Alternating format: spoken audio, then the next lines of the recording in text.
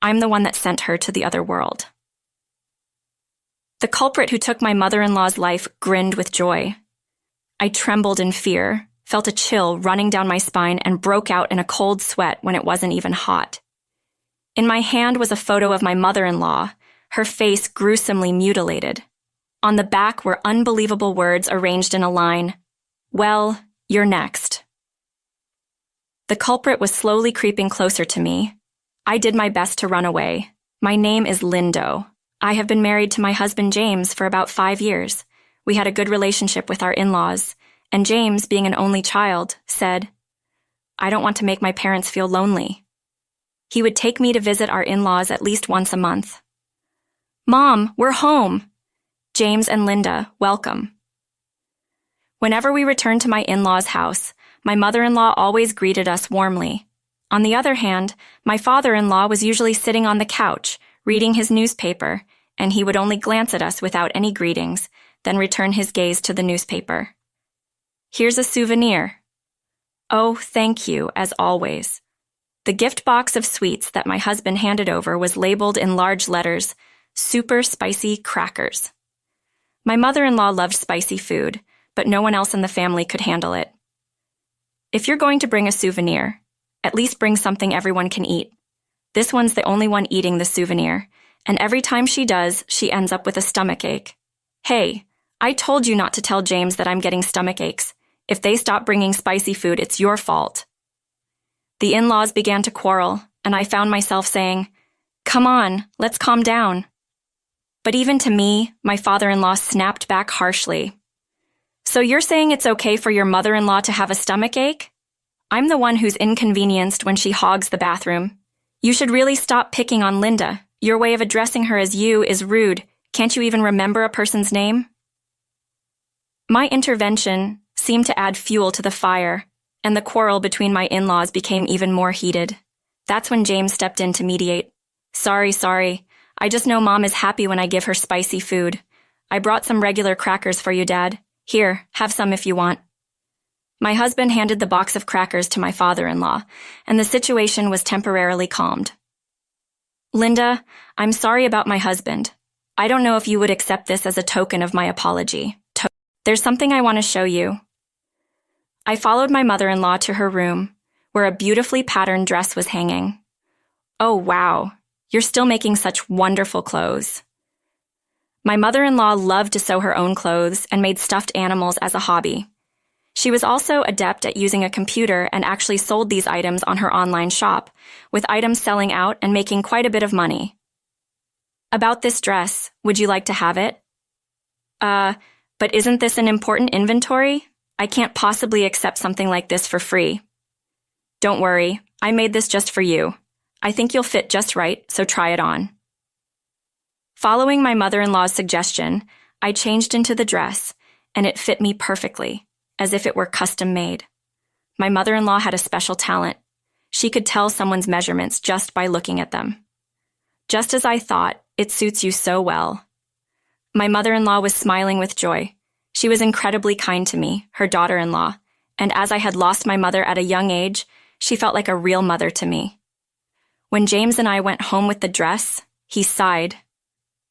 My parents can't seem to stop arguing. They might end up divorcing. It's true that I often see them fighting, so perhaps they are not compatible. I thought my mother-in-law must be having a hard time dealing with my gruff and Sharpton's father-in-law. Then one day my mother-in-law suddenly passed away. She hadn't been feeling well for a while, and I had suggested she see a doctor, but she always said, "I'm fine." I loved her so much. If only I had insisted on taking her to a doctor as her daughter-in-law, but not out of obligation. I decided to help with the funeral. I thought this would be my last act of gratitude to my mother-in-law. Just before the funeral started, I wanted to remember my mother-in-law's face one last time, so I softly peeked into the casket. My mother-in-law had her usual gentle expression on her face, as if she were simply sleeping. My eyes were drawn to a photograph in the casket, along with a few other mementos. What's this? It was a photograph of my mother-in-law in her usual clothes, I think, but her face had been gruesomely mutilated, as if with a box cutter. Moreover, on the back of the photo were the words, Thanks for finally leaving the world, as if someone was happy about her passing. What is this? As soon as I saw it, chills ran down my spine. Not knowing who did it, I quickly tucked the photo into the pocket of my black morning dress and closed the casket. I tried to subtly observe the people at the funeral to see who might have done it, but there was no one suspicious. If I had to choose someone, it would be my father-in-law, who did not shed a tear at his wife's funeral and acted as if nothing happened. Isn't he sad? Could it be? Without thinking, I found myself gripping the pocket where I had stowed the photo.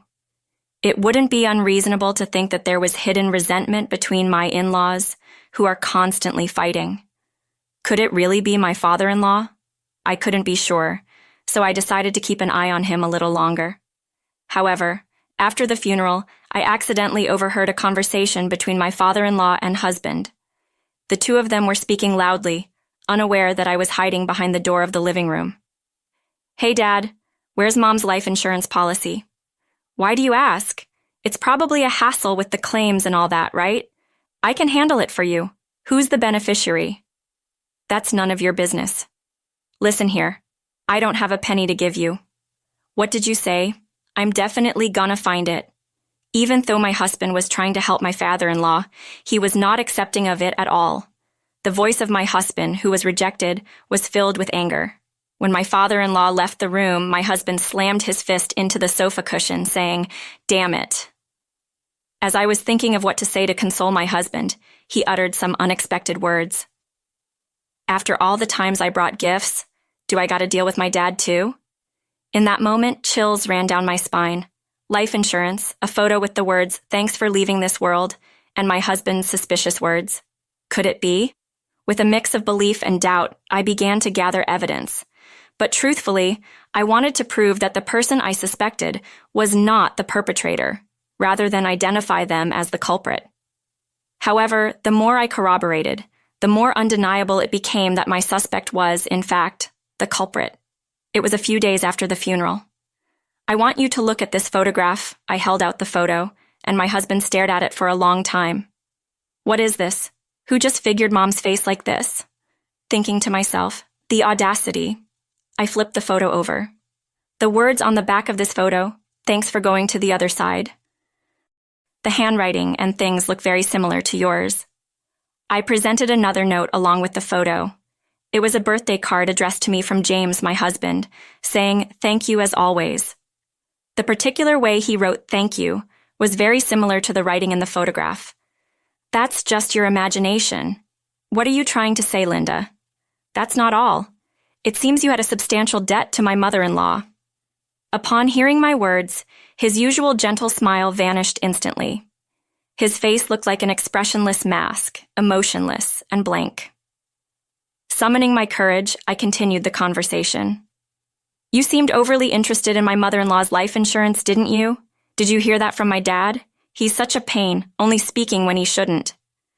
Then there was a heavy silence between us for a while. "Please tell me the truth. Do you think I killed my mother because I was in debt?"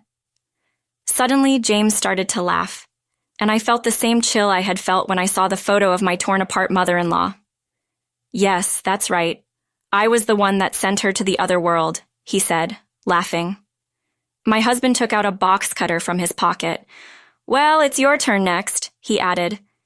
The moment he stood up and said that, my feet kicked off the floor towards the entrance, fearing I would meet the same fate as my mother-in-law. I ran out of the house frantically. I couldn't believe James was the culprit, and that drastic change in demeanor, I'd never seen that before. Resisting the urge to freeze in shock, I kept running, panting. "To the police!" I glanced back briefly, but my husband was nowhere in sight. He seemed to have lost sight of me. In fact, I've been a marathon runner since my college days, and I still actively participate in community marathons. So even though James is a man who doesn't run daily, he couldn't catch up to me. Still, he's probably expecting me to run to the nearest police station, so he might be keeping watch somewhere. But if I can get to the police, I'll be safe. Looking around, I spotted a police station across the road. "Help! I'm being chased!"